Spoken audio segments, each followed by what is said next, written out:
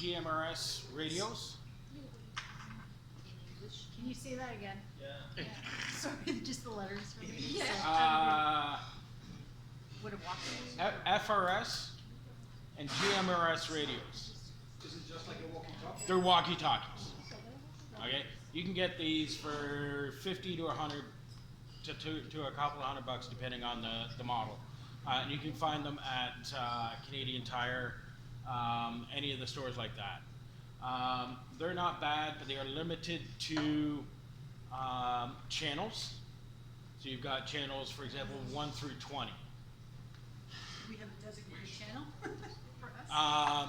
And that is something that that's a very good question. That's something that we're going to be working on, is getting some sort of a form out there, pre everything going down. And it's actually something that I'm working on right now, in which, for example, starting at 7 o'clock a.m., you can monitor X channel for 10 minutes, and that will allow you to shut the radios down and save your batteries. But if you need to communicate with somebody, it would be during that time. So that's something that I'm working on. And when you buy these, the packaging is probably going to tell you anywhere from 20 to 30 to 35 kilometer range. That tends to be false. That range is typically under ideal conditions, in a direct line of sight with no obstructions in between. And you might get a signal at that length, right? So typically something like this, you're looking at 1 to 2 kilometer range in your typical way of using them. Yes? Which system is better? Like, what's the best system for walkie-talkies? The best range? Is there any difference, or it's all pretty much the same? They're all pretty much the same. These tend to be limited to 4 or 5 watt power. Now, you can go a little bit fancier, and this is really the cream of the crop, which is your ham radio or your amateur radio. Okay. Now I know there's a few people within the community. I think there's 44. Yep. About 44 of these out in the community right now. This particular one. Now these can be complicated to use. We're actually just finishing up a course on getting our ham radio license. Now, in regular times, you do need a license in order to be able to use these, and the license is complicated. It is very complicated. But in a shit hits the fan, grid down type of scenario, licenses are out the goddamn way. Okay? Now again, these can be very complicated to use. We are looking at setting up a day which, with our course instructor, and it'll basically be a crash course. So everybody show up with the radios. This is how you use them. Okay? So that's something that we're looking at in the very near future. What's the difference between ham radio and the walkie-talkie? Okay, the difference between the ham radio and the walkie-talkie, one, you're limited to channels. So you got channel 1, channel 2, channel 3. These ones here, you deal with frequencies. So that the range of frequencies you have able to be used are much, much better than these. Also the range. You can get a longer range with these. There's also potential for using repeaters with these. Okay, which is a repeater is basically a relay.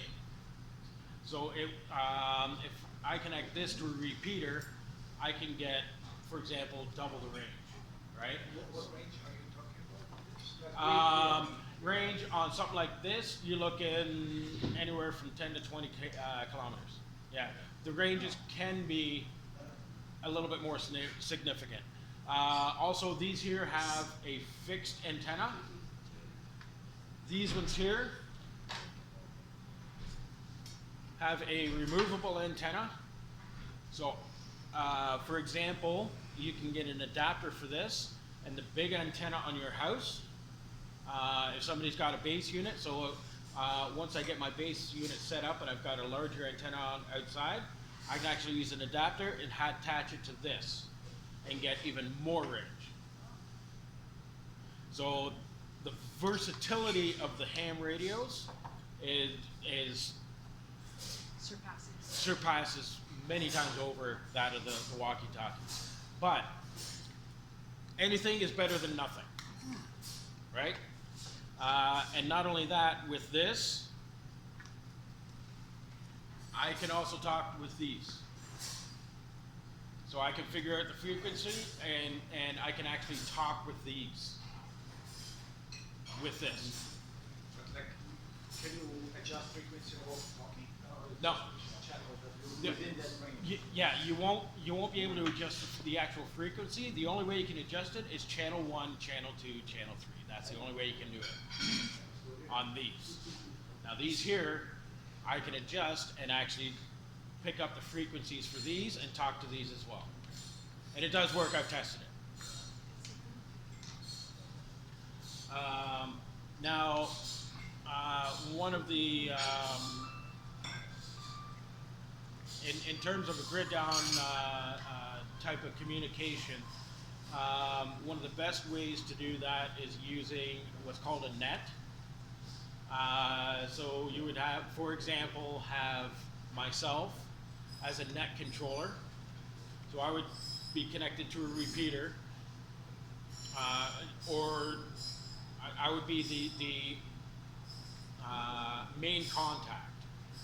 And that would allow me to call in people from here and over here and back here and relay messages that way. Don't feel like I'm explaining that quite properly. Basically what you're saying is if you're 10 kilometers away and you want to talk to somebody 50 kilometers away, you've got a taller tower, you can push the message out to the people that Yes. can't connect to each other. Yeah. How do we know which frequency you're on if something happens? How do we find it on the ham radio? That will be coming. Okay. So I'm just going to address this first, and I'm going to address this first over here. So in terms of frequency, I am going to be coming up with that. So I'll have a list that goes out to everybody that has times and frequencies in order to be able to coordinate all that if and when shit hits the fan. Okay? I mean, we all know it's coming, right? I mean,